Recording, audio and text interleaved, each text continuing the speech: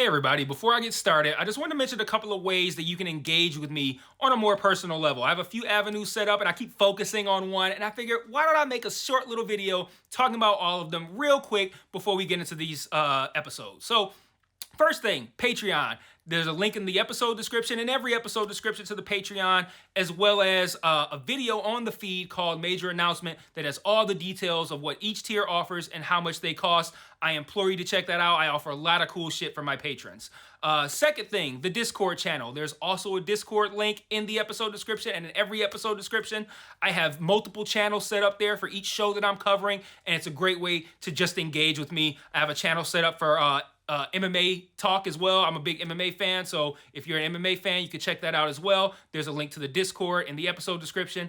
And then lastly, the Facebook and Twitter. Social media. Follow me on there. I post news on there. When I say news, I mean like, hey, I'm stopping covering this show. Hey, I'm starting covering this show. Let me know what you think about this. I do live watches of things on Facebook where like I'll check in and say I'm watching so-and-so show, and then I'll like live comment while I'm watching it, and that'll be cool if maybe you watch that show too and you want to watch along with me, or you're watching it later and you will see my thoughts, which are usually pretty entertaining because I'm usually pretty high when I'm writing them. So check out all those links in each episode description, and let's talk about this episode. Peace. One mic, one mic. Yeah. All I need is one mic. One mic. Yeah. All I need is one mic. One mic. One mic.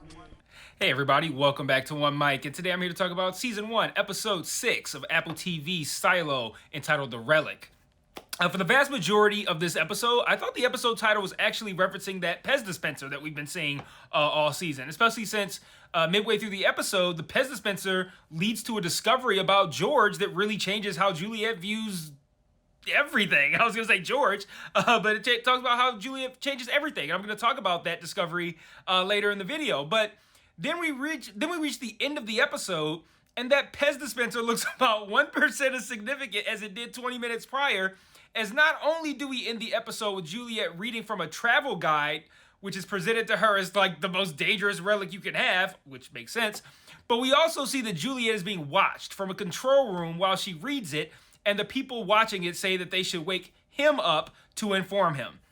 Now, there are so many points I want to hit just based off of that information alone. So let's run down those things first, just to kind of help me get my thoughts organized, get this video organized, and then we'll kind of go from there. I generally don't like to lead a video by talking about the end, but the end ties in so closely with the title. I talk about the title at the beginning, and I feel like this is a good time. So I'm going to knock out most of this video is going to be this portion talking about the ending. Now I'm going to talk about the rest of the episode, and then we're going to close with some thoughts. So let's see, where am I? So first point that I wanted to make just based off the ending is that I've assumed this whole time that we're on Earth, but we didn't have to be.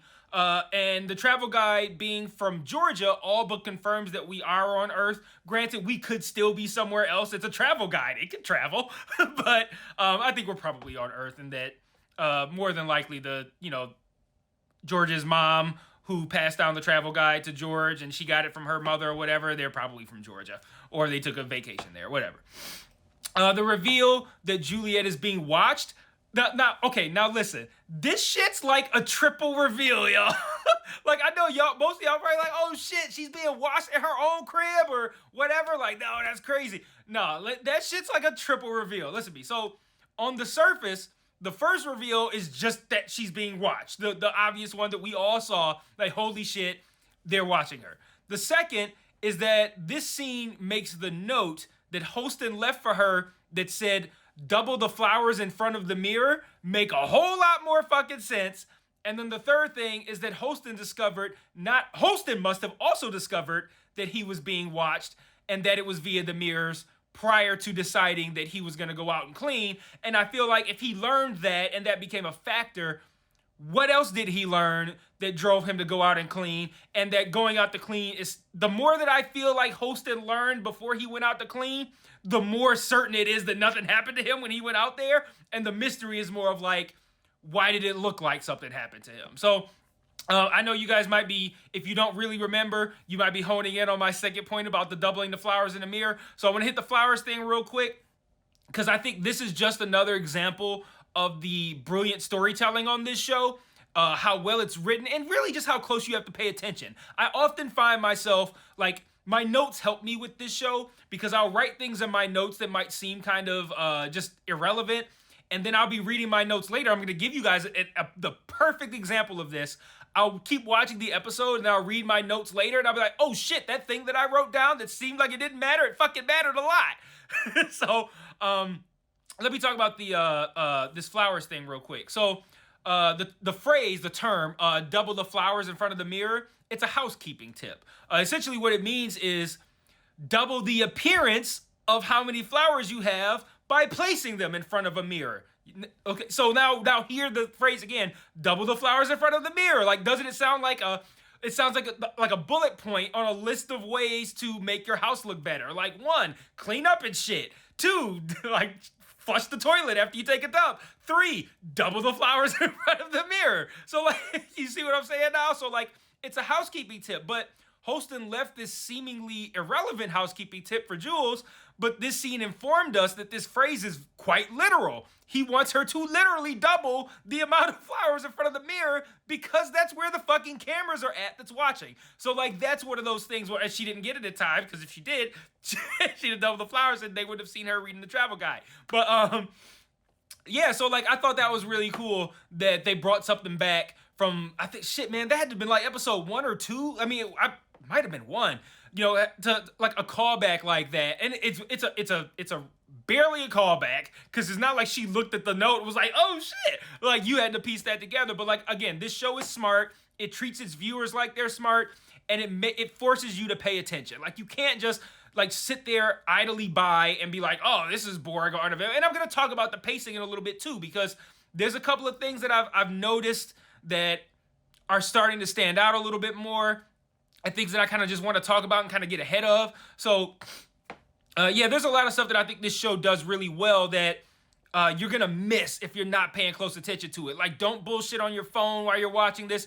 I bullshit on my phone because I'm doing my notes, but what I do is I'll pause it, and then I'll be like, oh, wait, I feel like I didn't get a good idea of what was said in that conversation. Let me rewind it and listen again, because this show, it's really good at taking shit that seem like it don't matter and making it important. But let me continue, and I'll get to the things that I've kind of alluded to and teased so far. So, let's see, where was I? Okay, so, of course, we also have now the question of who these guys are in this control room, what they're doing, who they report to, the him, and where they are located. I, of course, have theories for all of these things. I don't just fucking throw questions out there and not try to answer them myself. So I have some answers for who I think these guys are and all these other questions. So my guess is that these are the snitches. What are they? The friends of the silo, that's what Judicial calls them, and listeners, I think, is what they're called in the streets. But my guess is these guys, I'm gonna call them snitchers. My guess is that these guys are snitchers that these are the snitchers that Paul told Jules about 2 or, however many episodes ago that was, the friends of the silo, whatever. The people who snitch and tell Judicial what's happening in the streets. But this is how they can tell them what they know, because they have cameras everywhere. And it's also clear that there's a subset of people out there who are at least aware that they're being watched. Like, we see this in the conversation with Patrick. He looks up at that guy on his balcony up there. Like, the woman that we meet later, Regina, she's obviously very paranoid of being watched. I wonder if that's part of the reason why Martha doesn't leave her shop. So, like, there are people who already feel like, okay, we're being watched. So this lets us know now how the snitchers get all their information. Not only do they probably have people in the streets who are they're plain dress snitches.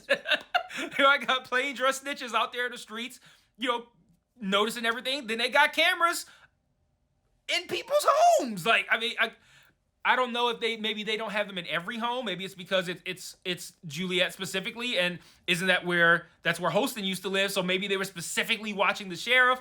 But regardless, either way, there's, at the very least, there are cameras in the sheriff apartment. I'm going to assume that those people are snitchers.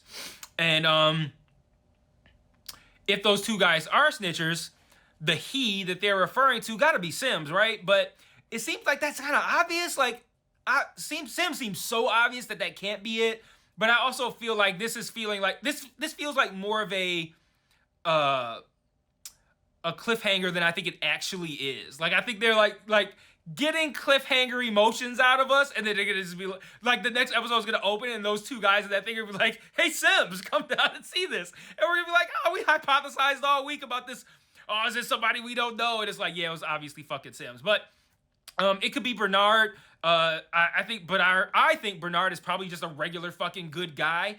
In that scene where Sims essentially put it out there that Jules planted the Pez dispenser in Doug's house, Bernard seemed to shut that down because I think he seemed aware that both of them were full of shit. Like, he knows that Juliet, I think Bernard knows Juliet planted the Pez dispenser, but I think he also knows all the dirty shit that Common is up to, and he probably knows that Common knows via dirty ass means, and I think he's just saying like, look, you know what? Some mysteries don't need to be answered. Both of you motherfuckers chill out, quit fucking around, and getting, basically putting each other in a situation where you're both forced to lie and you're both being really deceptive. That's kind of what I gleaned from that, which, if that's what he was doing, then I kind of feel like he's probably not the person that these snitchers report to. But I don't know. Just seemed like he saved them both from tearing each other down, exposing each other's lies. But whatever, he might still be a bad guy. At the end of the day, I'm probably gonna stick with Sims here. But my gut feels like it's maybe a character that we haven't even seen or been introduced to yet, or like completely off the wall wild take that they're gonna save for like the season finale, like it's something like Holston himself or some shit. like Holston was secretly in charge the whole time, or maybe he figured out what was going on, so he was invited to like the fucking people who know what's really going on party, and now he's in charge. Like, it could be all kinds of shit. I don't know, but all that does kind of address, I think, the who, the what, the who they report to, which leaves the where they are aspect of it. And I did say, I did say that I felt like they are probably on Earth. I'm going to be a little bit more specific about where I think this control room is. Yeah, I think it's on Earth. Assuming these people do report to Sims, my guess is that they're probably located behind that janitor's door that we saw in the last episode. I still think that room itself is probably meaningless, and it probably, like, you probably go in there and you look like, oh, there's a fucking janitor's closet, and then you move a bookshelf to the side or some shit, and there's like a fucking elevator shaft, and it takes you up or down to wherever this control room is, I'm guessing. I put a lot of guesses out there. I feel good about that one, though. I feel good about the relic being, the control room being in the janitor's closet. Or I like the idea there's an elevator there because they specifically pointed out the outlawing of lifts and pulleys. So like, I feel like that, like, it would be there because they need to hide that it's an elevator, and they need to hide just how fucking high it has to go. And Sim's probably like, I'm not gonna go up however many fucking flights to the control room. I'm gonna take the secret elevator. So now that I've spent sufficient time, we are 11:49. Which doesn't include the little blurb at the beginning of the music. But now that I've spent sufficient time talking about the end of the episode and all of my theories and shit, let's start talking about the rest of the episode and what worked and what didn't. So, for starters, I continue to, obviously, I think, immensely enjoy this show. But like I told you guys in my video for episode 1, this shit's kind of just my jam. Like, I just like sci-fi shit that works. Like, if you do good sci-fi, I'm gonna fuck with it heavier than most people probably would. Like, if I show this show to my wife, she'd probably like it. She probably won't like it quite as much as I am, because this shit just moves me. I don't know. But at the same time, if someone were to start complaining about the pacing, I wouldn't necessarily fault them for it. I would personally not agree, but I wouldn't say that you are wrong if you were to say the pacing needs to pick up a little bit. Like, while I am enjoying everything that I'm getting, it's pretty inarguable, I think, that most of this episode moved fairly slowly and then just turned it up in the last 5 to 10 minutes, and that's kind of what they did last week as well. I'm personally totally engrossed in the show, and it's moving just fine for me. But, I look at it kind of like, and this is a theory that I just kind of formulated when I was preparing my notes for this episode specifically.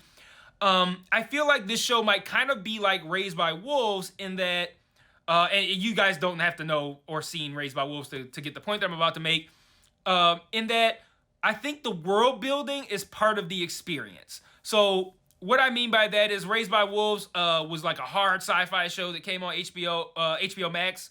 I think it got canceled after 2 seasons.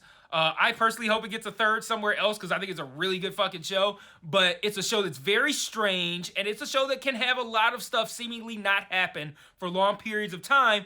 But really, you're learning about what's going on. You know, like you're like, I don't know, and what's going on in a world that is completely just something that most of us couldn't even imagine, right? So like, if you're looking at a show that takes place in a world that most of us couldn't even imagine, of course they gotta explain like all the rules and shit like that and how it works. So like, for me, I think that like, if learning about if the world building aspect doesn't interest you, yeah, you're probably gonna feel like this show is pretty boring. You might feel like it's dragging at times because the world building is just gonna feel like, oh, okay, I'm watching him learn about this, watch him learn about that. Can we get to something happening? Can we get to like learning more new information? And I might even reach that point at some point, but I just kind of feel like this show is I don't say very clearly, but I feel fairly certain that like these first 6 episodes are like 1% of the big picture, right? So they gotta spend, I think, a little bit more time just building the world out. Building the world out so that way when they get into like really, fleshing out the story, they don't have to explain a bunch of shit like they're doing right now. It's kind of similar to Game of Thrones. Game of Thrones started the same way. Like those first most of season 1, man, and really like this show, the first 6-7 episodes of Game of Thrones were very much world building episodes. So like, if you're somebody who don't fuck with world building, you might not like this, or you might feel like it's moving slow. I fuck with the world building.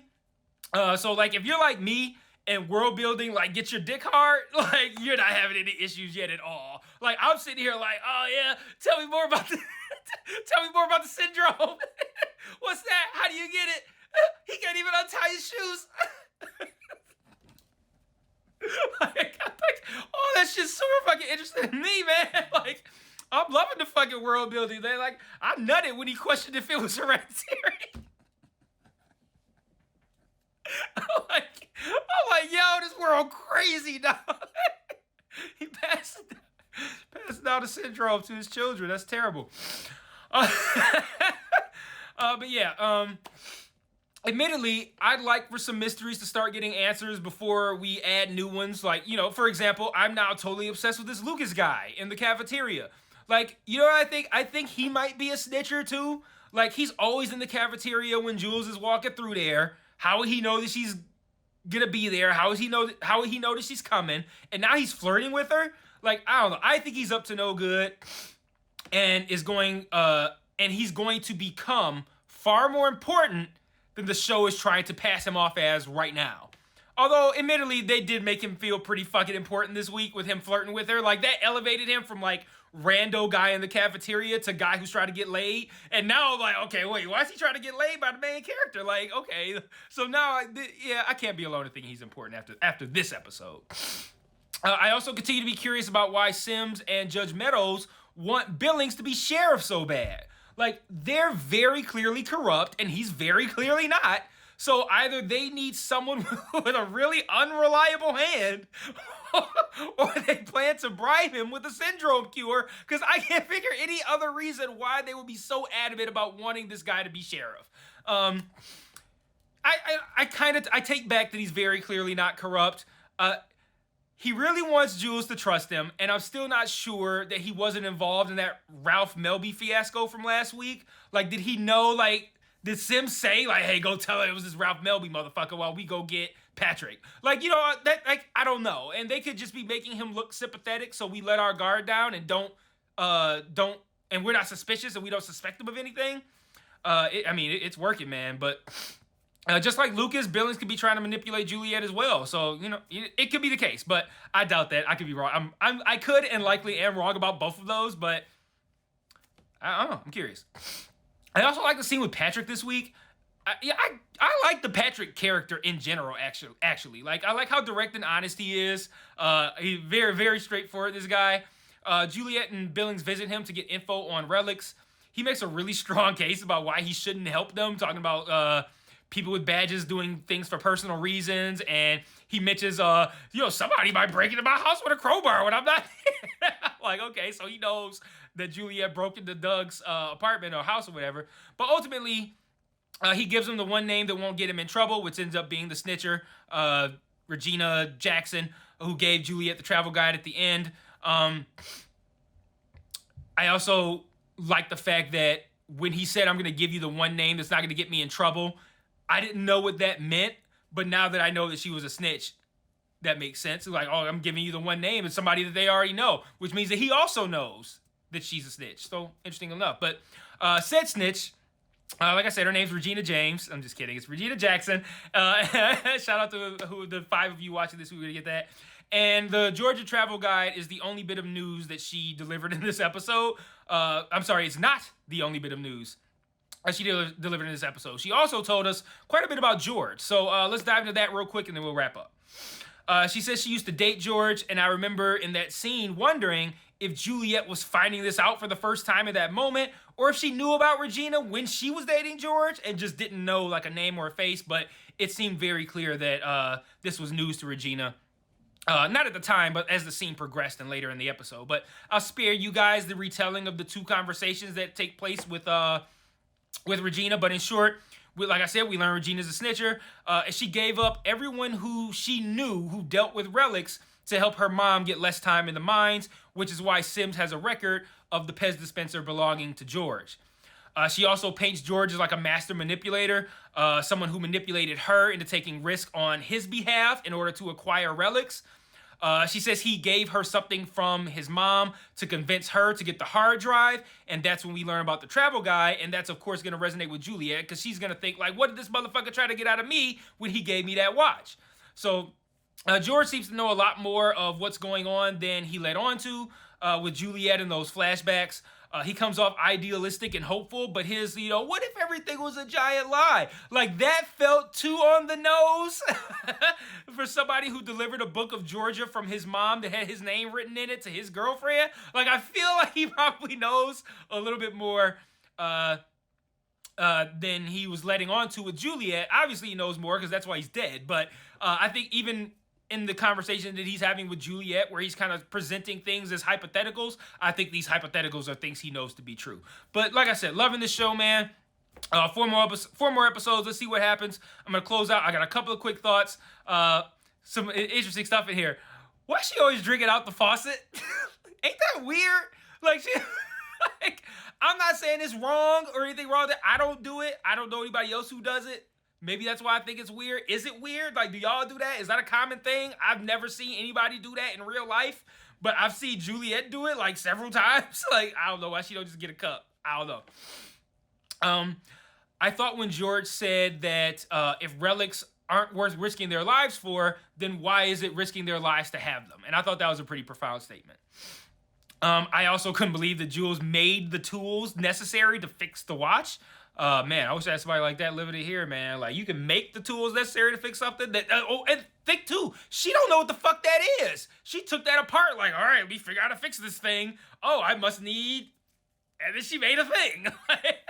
But I have in my notes, speaking of the syndrome, as if I just spoke about the syndrome. I didn't, but it was because I moved this part from when I was talking about Billings. But speaking of the syndrome, when we learned that Billings had it, Jules said that he tenses up a lot when he gets nervous. And I'm like, when did she see that? So then I'm going through my notes in my phone to prepare to do this video, and I had written down, I'm going to read exactly what I had written down. What did Billings just signal to Juliet with his hands when they were behind his back? So if you remember when they were walking into Judicial, he had his hands behind his back. And it wasn't until I read that part of my notes that I realized that's what she noticed, that he had the syndrome. I thought he was trying to like signal her to move in a direction. Like, you know how they be like people be having guns, they be like, point this way, like you go this way, you go that way. Like that kind of shit. Like, I thought he was doing that. Like, yeah, Juliet, go this way. Or throwing up gang signs. I didn't know what the fuck he was doing. I didn't piece together that he was that he had the syndrome. I poked myself in the eye doing this video. Wow, y'all. And then lastly, did you guys make any sense of Martha talking about why she doesn't come out of her shop? Like, it sounded to me like she's just scared. Like, oh, it's scary outside. I just stay in here because I don't want to go outside. But I thought it was something more than that. I hope it's something more than that. I could be misinterpreting that it was she just scared and maybe it wasn't that and maybe there's a reason, or maybe she's just scared because of a reason. I don't know, but it came off to me in this conversation about time, which I thought that was a really sad conversation, by the way. For someone as young as Juliet to be like, I didn't have to, it was a waste of time. And then she spent however many years, they say 20 years in that shop. And she's like, yeah, I watch all my friends go out and play and have fun and do things and get drunk and get fucked. And I'm just sitting here in my fucking shop doing nothing. But I don't know. I didn't make much sense out of, I didn't make much sense out of why she's in the shop. And I'd like to delve into that a little bit more. But that's all I got for this week. Let me know what you guys thought in the comments. Let me know what you guys thought about my imitation of jerking off and poking myself in the eye. And I will see you guys next week for episode 7. And until then, peace.